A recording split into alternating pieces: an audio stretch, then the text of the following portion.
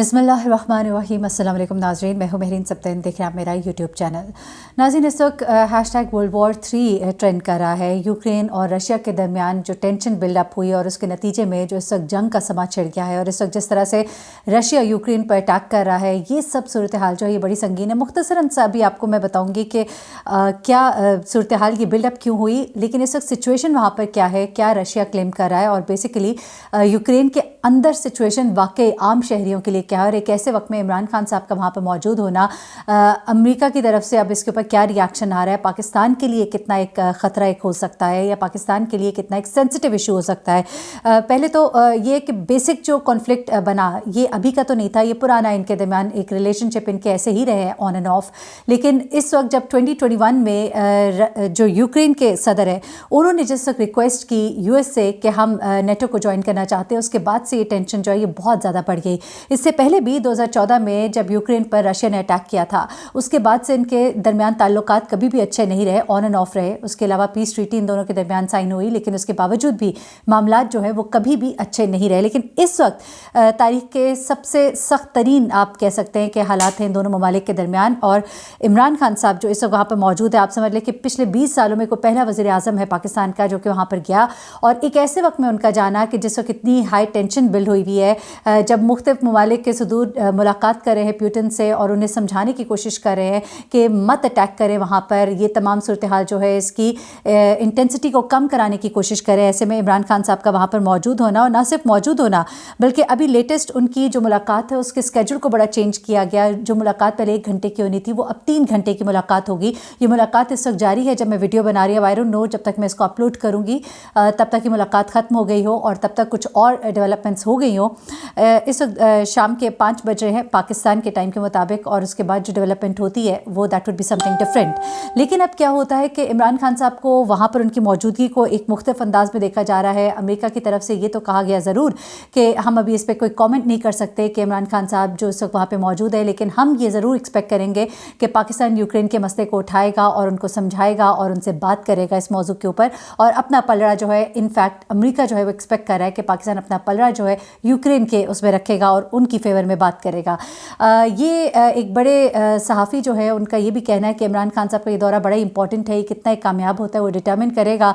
जो vote of no confidence लाने की कोशिश की जाएगी और जो आगे के हालात होंगे पाकिस्तान के अंदर के, तो यकीनन ये तमाम चीज़ें जो हैं ये अपने असरात तो छोड़ती ही छोड़ती हैं। अब मैं आपको ज़रा रूस के अंदर होने वाले यूक्रेन के अंदर होने वाले इस रूसी ऑपरेशन के हवाले से कुछ सीधा मालूमात दे देती हूँ, क्योंकि सिचुएशन जो है वो हरगिज़ सिंपल नहीं है। काफ़ी सख्त सिचुएशन है इस वक्त, ख़ास तौर पे शहरियों के हवाले से। रूस के सदर का तो ये कहना है कि हम आबादी को निशाना नहीं बना रहे, हम तो फ़ौजी तनसीबात को निशाना बना रहे हैं, लेकिन वहाँ पे शहरी आबादी बहुत बुरी तरह से खौफ हिरास का शिकार है। लोग मूव कर रहे हैं उस शहर से दूसरे की तरफ ताकि उनको कोई नुकसान ना पहुँचे। ख़ासतौर पर डोंबास का जो खित्ता है वहाँ पर फ़ौजी ऑपरेशन का जो बाकायदा ऐलान भी कर दिया गया।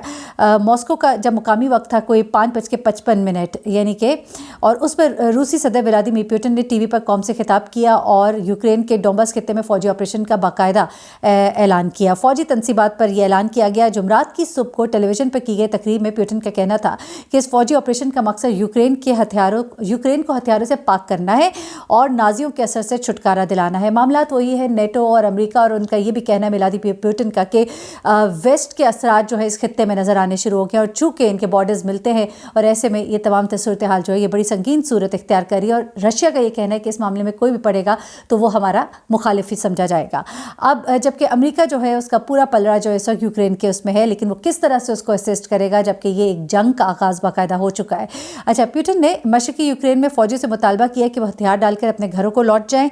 इंसाफ और सच रूस की तरफ है। खबरदार किया कि अगर किसी ने रूस के खिलाफ जारहियत की कोशिश की तो मॉस्को का रद्द-ए-अमल जो है वो फौरी होगा। यानी कि वार्न कर दिया है, कोई भी मुल्क अगर उनका साथ देगा, ज़ुबानी कलामी दे ले, अगर आप वॉर के अंदर दाखिल हुए तो फिर हम उसको जारहाना हम ठीक मतलब उसका मुकाबला करेंगे। अब मुल्क के कई इलाकों में यूक्रेन में इस वक्त धमाकों की आवाज़ें सुनी जा रही हैं और बीबीसी के मुताबिक, जो बीबीसी की रिपोर्ट है उसके मुताबिक ये कहा जा रहा है कि जो दावा किया गया है रूसी सदर की तरफ से कि हम सिर्फ तनसीबात को निशाना बना रहे, ऐसा नहीं है। यूक्रेन के शहरियों पर हमले की तरदीद कर रहे हैं रूस के वज़ारत दिफ़ा, जबकि मामलात जो है ऑन ग्राउंड जो वहाँ पे सहाफ़ी मौजूद है वो कुछ और ही बता रहे हैं। अब यूक्रेन का कहना है कि रूसी फौजी और टैंक मशरकी, जनूबी और शुमाली सरहदों से मुल्क में दाखिल हो गए हैं। यूक्रेन की बॉर्डर गार्ड सर्विस जो है उसके मुताबिक रूस के फौजी काफिले बेलारूस से यूक्रेन के शुमाली इलाके में दाखिल हुए हैं और उसके बाद उन्होंने ये भी कहा कि बेलारूस का देरीना इत्तेहाद है और उसके बाद छोटे से मुल्क को रूस की एक क्लाइंट स्टेट भी कहा जाता है। अब रूसी फ़ौजी जो है वो इस वक्त यहाँ पर दाखिल भी हो रहे हैं और अटैक भी किया जा रहा है फ़ौजी तनसीबात पर। और एक एहलकार ने यह भी बताया कि जनूबी बंदरगाही शहर ओडेसा के करीब भी फ़ौजियों की नकलो हरकत की इत्तलात है और वहाँ पर बाकायदा अटैक्स भी हो रहे हैं। और यूक्रेन की पुलिस ने यह भी दावा किया है कि रूसी फ़ौजियों की बमबारी के बायस कम से कम 8 अफराद जो है वो अब तक हलाक हो चुके हैं, जबकि रूस का ये कहना है कि हमारी तरफ से शहरियों को बिल्कुल निशाना नहीं बनाया जा रहा। अब ओडेसा के जो बाहर है इलाका जहाँ पे फ़ौजी यूनिट है वहाँ पर हमला हुआ, वहाँ पे 6 अफराद हलाक हुए, 7 ज़ख्मी हुए और पुलिस के मुताबिक 19 अफराद जो है वो अभी लापता है।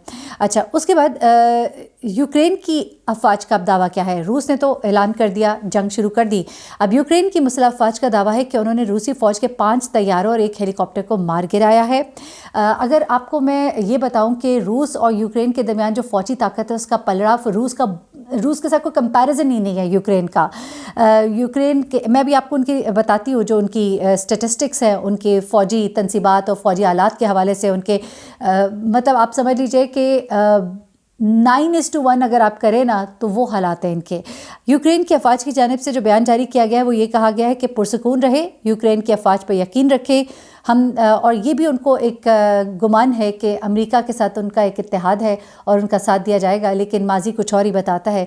अमेरिका ने अपने इत्तेहादियों के साथ जो जो सलूक रखा, ख़ासा पे पाकिस्तान ने जो कुछ सफ़र किया है, जो कुछ तारीख़ में देखा है, तो वो तो कुछ अच्छी मिसाल नहीं है। रूस की वज़ारत दिफ़ा ने अलबत्ता किसी तैयारे या हेलीकॉप्टर के मार गिराए जाने की तरदीद की है। अब शहरी जो है वो पनाह की तलाश में है। रूस में ऐसी तस्वीर सामने आ रही हैं जिसमें एक्सप्रेस वे पर गाड़ियों की कतारें लगी हुई हैं, लोग शहर छोड़कर जा रहे हैं और सोशल मीडिया पर सार्फिन की जानिब से पोस्ट में बढ़ते हुए खौफ व हिरास का पता चलता है। कुछ अफराद ये भी कह रहे हैं कि उन्हें महफूज पनाहगाहों और तहखानों में ले जाया जा रहा है।